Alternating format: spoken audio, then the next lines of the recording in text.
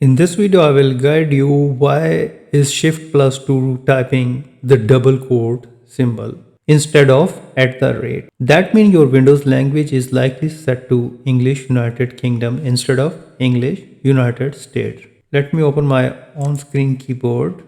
So here is the notepad key, and when I press Shift plus 2, it gives the double quote.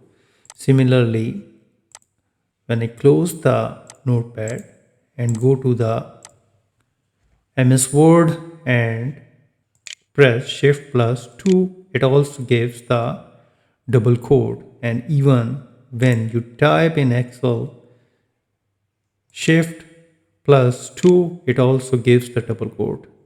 So it means that you have to change your keyboard language settings. So if you prefer the English keyboard, then you can type at the rate symbol. You need to press this shift key and the semicolon key. And here you can see that at the rate symbol is appearing on this single quote key.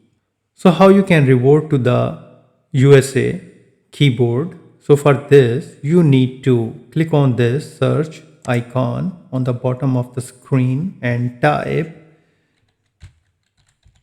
keyboard setting. Here you will see that the ease of access keyboard setting. So you need to click on that. Go to the language and keyboard setting on the right side. Click on the keyboard United States, click on this drop down menu and select the English United States. Click on that and simply close it, and that's all. And now press the Shift plus 2 and you can see that the add rate, the symbol reappears on the keyboard, and you can also view on the 2 number key. Moreover, if your physical key is broken, use the numeric keypad. For this, you need to hold the Alt key and type the 6-4 on the numeric side keypad and release the Alt key. And here's the at the rate symbol type on the keyboard.